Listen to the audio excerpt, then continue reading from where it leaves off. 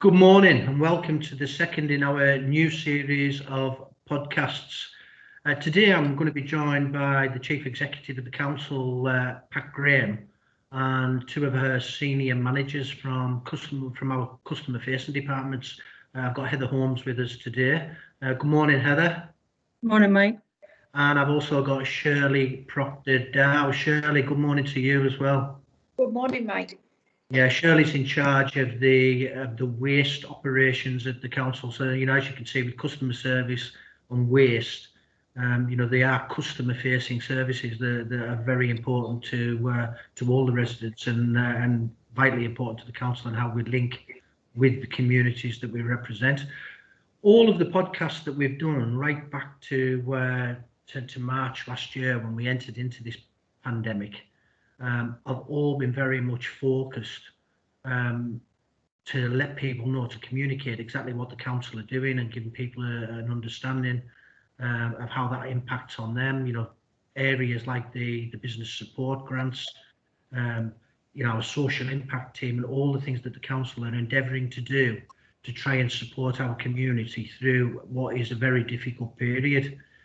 Today, the podcast is going to be slightly different. It's an appeal from me really to people out there how you can support the council, help us to help you. I'm going to ask Pat in a moment to talk about the sort of impacts the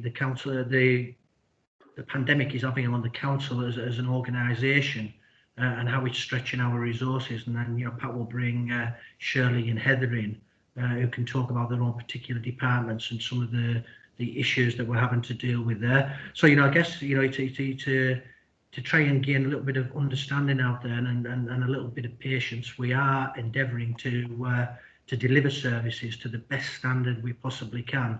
But there will be difficulties. So it's not about us making any kind of excuses. It's just painting a picture of the realities that we face. And hopefully following this podcast, you'll all have a better understanding of some of those challenges that we're encountering as an organisation. Pat, can we come to you first, and you really sort of, tell us a bit of an overview about the challenges you're facing trying to lead and pull the organisation together. Thanks, Mike. I think the first thing I'd say is that the council is part of the community, and so all of our teams that are doing all this fantastic work in really challenging circumstances all day, every day, are our family, our neighbours and our friends, and people. And I think sometimes we forget there's people at the end of these services. And of course, COVID itself, has posed tremendous challenges, tremendous amount of additional new duties and legislation, and really giving us more focus in some areas. So we are required now to make sure there is no homelessness in the borough. We are working flat out alongside our community in many cases, of course, around food and financial resilience, and that cohort of people that needs that support is changing all the time as the impact of COVID deepens. Obviously, we're supporting victims of domestic abuse, and that's a particular issue and priority for us. The bit that perhaps the public don't see is that we're also part of the strategic response at the county-wide level. So we are absolutely involved in setting up vaccination and testing centres. We are absolutely involved and have teams on the track and trace all day, every day, 7 days a week. We also have teams deployed, and we've brought in extra resource. We don't call them marshals, but we call them kind of COVID support officers who are working with businesses all day, every day to make sure businesses could be compliant when they were able to operate within the law. We didn't take a heavy hand and never have in terms of enforcement. It's about encouragement, helping people feel confident. There is an enforcement element to that, but we have been flat out with our communities, making sure businesses can operate safely for themselves and for our people. We've been one of the fastest councils in the country to respond on business grants, and that's well rehearsed, but so important to support our businesses. Our bereavement services, unfortunately, has obviously had to make several adaptations as COVID has kicked in. And there has been more activity in that part of the business. Nearly all of our services that have continued to operate, whether that's around street cleansing, food safety, planning, building control, local plan, environmental health, housing, are all working differently, not just because the staff are at home, but there's been new legislation. Some roles are particularly difficult to fulfil remotely. But equally, we are still delivering frontline services. Shirley will talk about waste, Heather will talk around customer services. But it's challenging, and the people that discharge all of these duties for our community are subject to COVID. They're subject to their families being affected by COVID. I'm sure Shirley will also talk about winter pressures at this time of year, which pressurise council services anyway. So what I would say, as I always say as a council, is Coton Borough Council's team is phenomenal. It's committed, it's hardworking, it works with its head and its heart to deliver the best services possible. But like all of the public sector at the moment, we've been doing this relentlessly for 10 months, you know, and we will continue to do it. But there are times now, and will be over the coming weeks, where we cannot deliver the service that we would like to. And we need support, and we need recognition, and we need some kindness to our staff in these next few weeks. It won't be forever. We will restore our services to the certain levels people expect as soon as we can. But it will get, I believe, a little bit more challenging as we lose staff to COVID and winter illness and so on. Shirley will talk about the impact on waste at the moment. So I think we're doing a really good job. I think most people recognise that, to be honest, but people get frustrated. We get frustrated when we can't deliver the service we want. It will restore and return as things start to, you know, improve.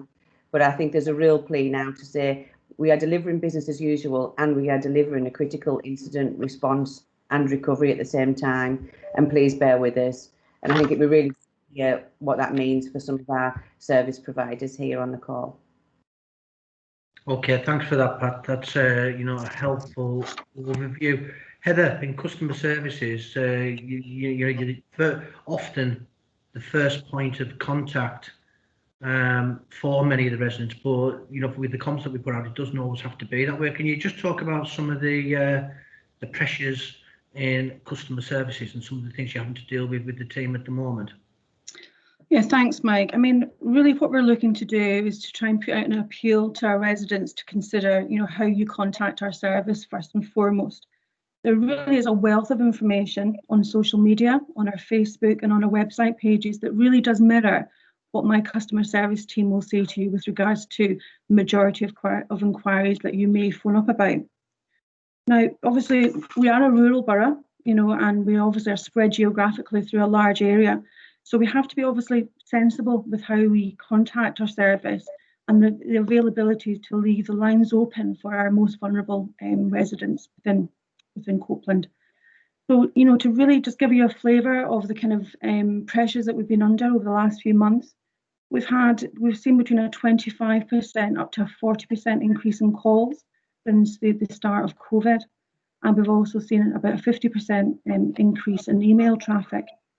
So trying to balance the demand from the customer while still trying to deliver a really good and efficient and value for money service with the reduction in staff has been difficult. I mean, I echo Pat and yourself, Mike, our concerns. You know, we really are, you know, struggling at times to fulfil our responsibilities, but our staff do it to the best of their ability and go above and beyond in every circumstance. Please try and be kind to our staff and work with us to try and ensure that we can keep on delivering the services that we need to, especially to the most vulnerable. I think, Heather, it's maybe worth picking up. You know, I know a lot of your team. I've got young families. Yes. So, you know, they're not just under pressure from a work point of view at the moment. You know, a lot of them have got young children to look after and homeschool, and in some cases that's, you know, meaning them being unable to work. A lot of it is particularly hard with the speed of which this lockdown's come around, because we've moved through the tiers fairly quickly. Yeah, we've had to do a lot of kind of flexing up and down with the staff. Staff have been really robust and been able to try and pick up emails, you know, before and after schooling, trying to work around the demand of their staffing pressures with between looking after children. After all, you know, our members, our staff are still residents in Copeland. They're still trying to conduct their own home lives as well. So the staff have been amazing in logging on early to try and pick up emails, to try and open lines and deal with any backlog that we may have had, to try and communicate as quickly as we can with the issues that certain departments have been having, while still juggling their own pressures at home as well. So I can only commend them in their attitude to try and still deliver a service for Copeland. Okay, thank you very much, Heather. Shirley, waste, you know, it's probably the service that affects, well, it is the service that affects every single resident in Copeland. You know, we all get waste collected, we all get recycling collected, and it's probably one of the most emotive subjects. You know, I think, you know, Heather's talked about, you know, the volume of calls coming in. And a large percentage of those are waste related. Can you just chat us through some of the issues that we've got in waste operations at the moment and how we're trying to deal with them as we go? Yeah, we've started this year on quite a negative, to be honest, Mike. Yesterday, as an example, we had 16 members of staff unavailable for work for a variety of reasons, including COVID. We also had 5 vehicles off the road, which obviously has a massive impact. We've tried to deal with these the best we can. We have seasonal staff that normally would have finished with us at the end of October, November, that we've kept on to try and build some resilience to ensure that we can continue to deliver these services.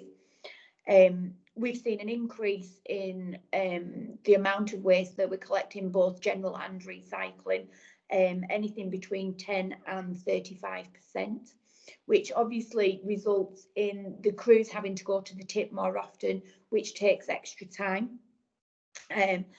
Added to this week, we've seen an awful lot of frost and ice, which has resulted in 2 vehicles being involved in road traffic collisions. Thankfully, nobody's been hurt, but that's kind of added to the pressure. And then obviously this morning we've woken up to snow in parts of the borough. I've been out this morning because I've had phone calls from crews to say that they've fallen over in the snow. They're struggling to get to places. Whitehaven in particular, a lot of areas are on hills, and whilst Cumbria County Council are doing their utmost to get places gritted, obviously the main trunk routes take priority. So some of the outlying areas and the estates maybe don't get the attention that they need in terms of gritting. So the guys are under an immense amount of pressure. Have been working solidly. A lot of them last year before went annual leave, so they've been working throughout. And as Pat alluded to at the beginning, they are family people. They've got families at home. They've suffered bereavement. Some of them have suffered COVID themselves, and they are exhausted and finding things a little bit difficult. But constantly out by 7 o'clock in the morning, and sometimes not getting back till 5, 6 o'clock at night to try and provide residents with the best possible service that they can. Yeah, I think, you know, certainly what I'd like to pick up, you know, Pat talked about, you know, our staff being part of the community. So as part of the community, I know a lot of them all tune in and see this podcast. And, you know, I'd like to say publicly, we're seeing a lot of public sector workers being applauded and rightly so for the work that they're doing. And you know, waste teams are right up there with that. They're the heroes of this pandemic as well. You know, they're doing a job in extremely difficult circumstances at the moment. Yeah, I'm guessing for yourself at the moment, every morning, because of the nature of the pandemic, it's a roll call just to see who is and isn't available. Yeah, it is. And like everybody, I've got a young son, so he's in school. myself and my husband, key workers. So he's in school. I was dropping him off at 9 this morning, but I was on the phone from kind of 7:15, making sure that everybody was in, everybody was okay, taking phone calls around a couple of incidents, identifying where our problems are going to be. So that I can try and inform our communications team and Heather's team as to where the problems are, so we can inform residents as soon as we possibly can about any disruption that may come across, and try and put a plan in place as to what we can do to alleviate that pressure moving forward. Like Pat says, this isn't going to go on forever. We are working in some exceptionally challenging times at the minute, and we will get back on track. It's just going to take us a little bit of time, and I would ask for a little bit of patience and empathy from our residents. Yeah, I think one of the things I'd sort of like to cover off as well, Shirley, I think a lot of people sometimes say, well, why don't you just go and get more staff? And I think the answer to that is we have. You know, we've retained all the seasonal staff that are on there, but it's not always just, you know, particularly in the current circumstances, it's not always just that easy. You know, with induction, which takes a lot of time and resource to do, and with all the social distancing, you can't do that many. And, you know, we've had instances where we've gone through induction, and then when they've seen what the job's all about, they don't want to do it. So you know, it's not just as simple as let's go and get loads more staff. We've got the staff, but we just don't know on a daily basis, or with any new ones coming in, how this is going to impact them. And, you know, also, you know, the last, you know, before I hand over to Pat to conclude, you know, kind of message I'd like to say go out is that when we don't collect waste and we don't collect recycling, we know we haven't done it, and we know where we haven't done it at, and to phone up and tell us it isn't actually going to make any difference. You know, what we will do is we'll communicate that through all our social media channels, through our website, and let people know, and try and give some steer as to when we will come. And it will be the same answer if you ring Heather and her team in customer service as what we're putting out anyway. Pat, can I hand over you for your concluding comments, please? Thank you, Mike. Just a couple of things to add, if I may. So I think people forget that we service 33,000 households. From a waste perspective, it's a huge number. Huge geography and topography plays a huge part at this time of year. Our waste service is tremendously well run, you know, on a tight budget. So, you know, we're able to offer the service we do most of the time because we've got a great team, great management, alongside many of our services. A plea as well, just to be clear, the RTCs that took place were not our vehicles going out of control. It was cars going into them, driving erratically in the conditions.